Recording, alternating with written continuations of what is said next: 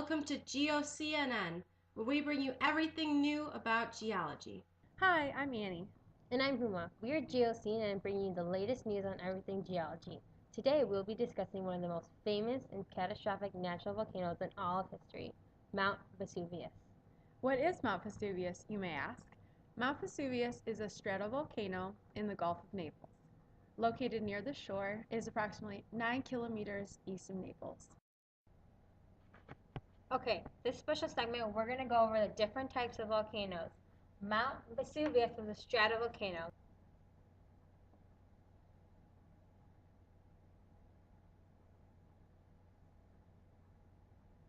And then a cinder cone is a bit different. It's a bit wider.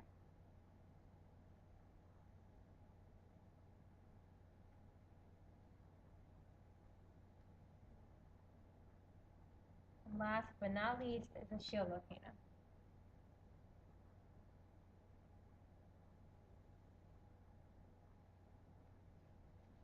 So as you can see, this is shield, this is cinder cones, and this is stratovolcano.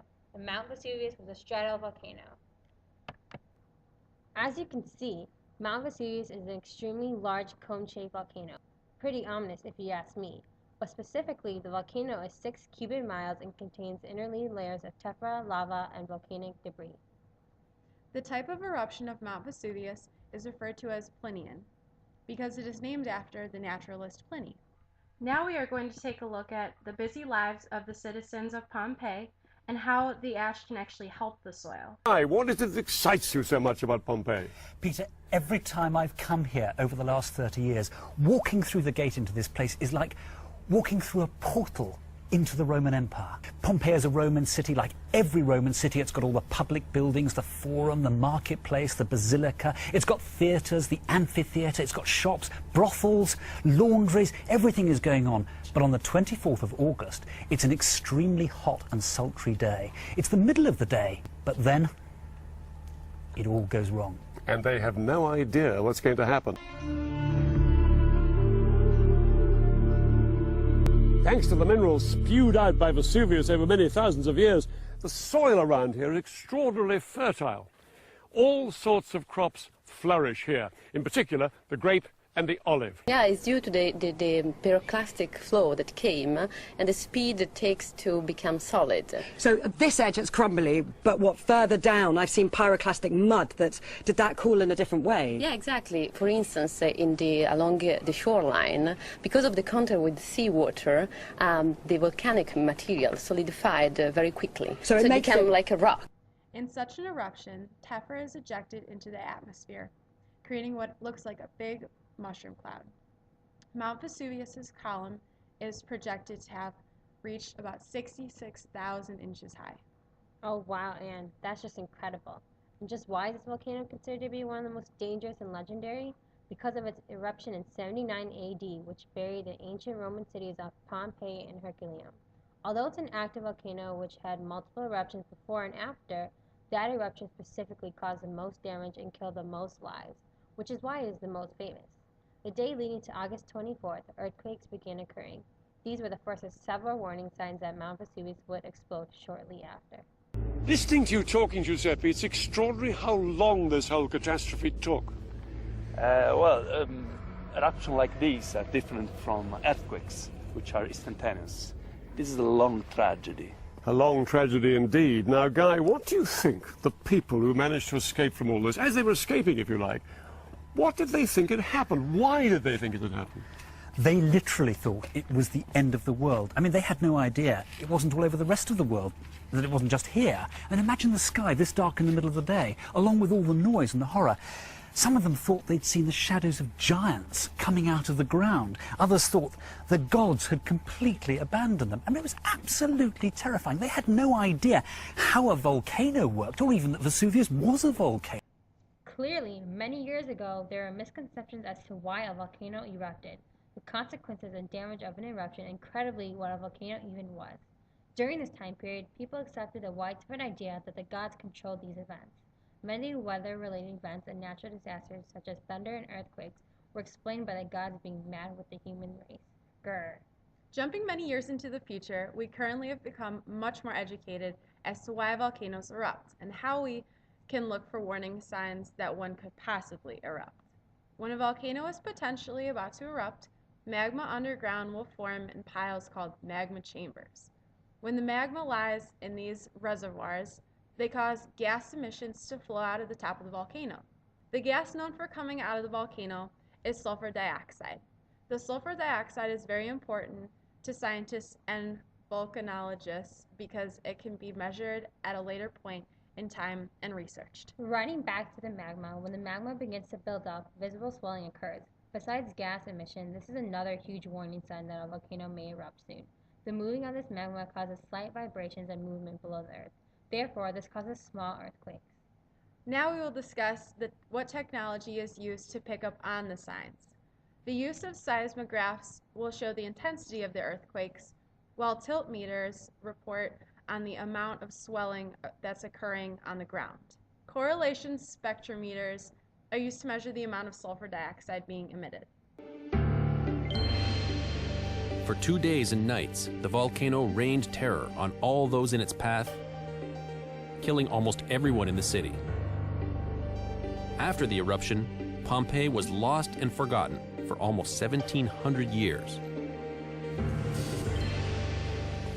It's hard to imagine this entire city completely buried by volcanic pyroclastic flows coming down from Mount Vesuvius. But that's exactly what happened here in 79 AD. The city was completely covered in ash and cinders, preserving the city. And it actually gives us a really good glimpse into what life was like back in ancient Roman times. Pompeii was so perfectly preserved and so carefully uncovered that walking the streets here is a surreal experience.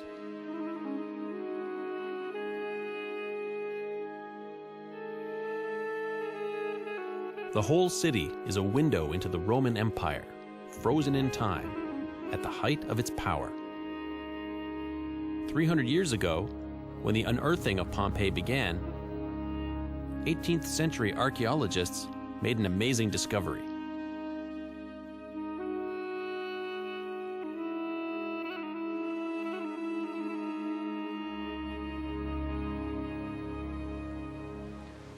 During the eruption, the population was entombed by the volcanic ash and pumice that rained down.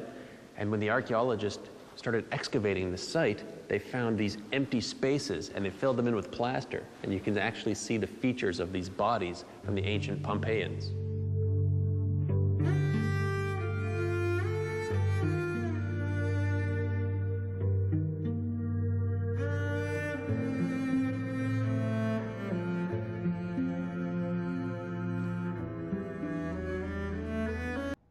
So very sad, Huma. Continuing on, we will be discussing the flow of lava now. Mount Vesuvius produces a pyroclastic flow. Because we discuss Mount Vesuvius in particular, key factors regarding lava flow should be discussed. Lava flows differ depending on the viscosity, or resistance to flow. Components of viscosity are chemical composition, temperature, gas content, and crystal content. Silica, also known as SiSO2, when silica is poor, it is basaltic, less viscous, and it flows faster. Mount Vesuvius has a pyroclastic flow, meaning that the flow is very dense. The materials in pyroclastic lava include hot ash, lava fragments, and gas.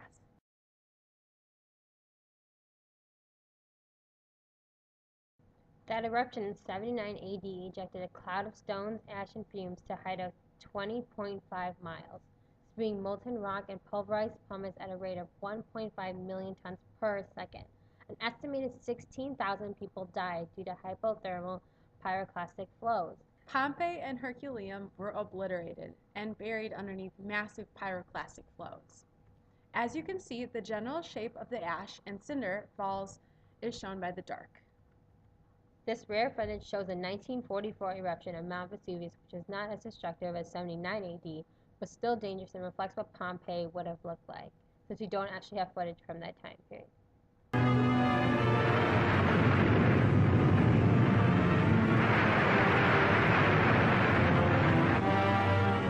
More people are ordered to evacuate. The eruption continues, swelling the lava flow, and all throughout the second day, Dense clouds of stifling black smoke dust billow upward, heavily laden with hot cinders. People in another doomed town are warned to get out. The molten rock sears everything it touches. Now the destruction spreads to Massa de Soma.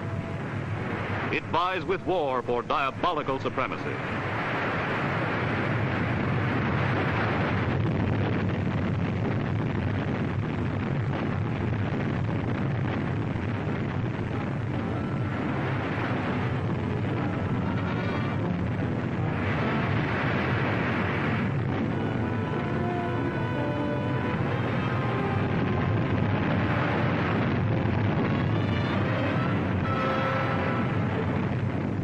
Orphans of war, hardened to bombing and shelling, are benumbed by this new terror. But so are their elders as they watch the drama of a perishing city. The unyielding tide of molten rock is accompanied by the continuous rumble of crashing walls.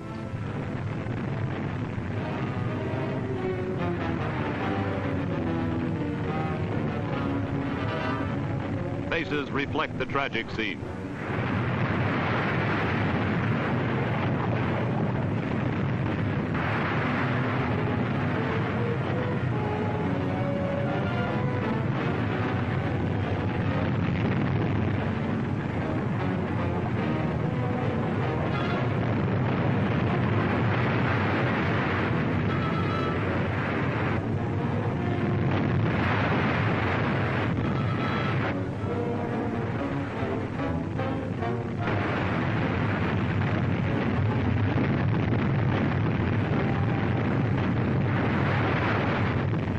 Ruin spreads throughout a city built within 2 miles of the volcano's peak and ignoring its tragic history.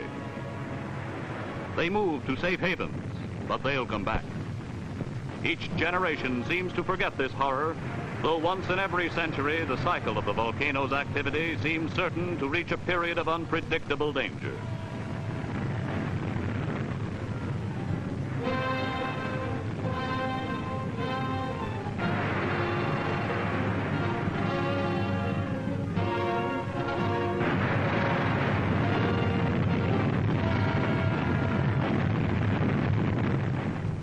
The crater pours forth its blackish pall in giant clouds of lava dust, but it covers the land with precious ash that makes the earth fertile, and grapes will grow again to produce a wealth of wine. So the people will return and defiantly rebuild their homes on the slopes of the threatening volcano.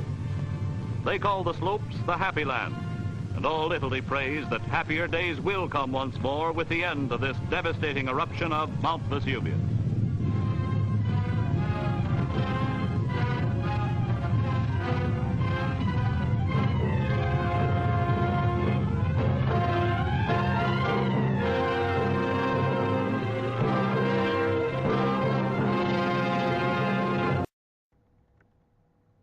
Next, we will discuss how the victims of the eruption died and how, even after hundreds of years, were frozen in time. Not literally, but you know what we mean.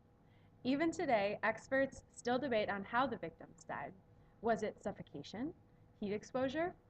Recent studies have shown that the eruption victims have been killed during a single heat surge from the 4th pyroclastic surge.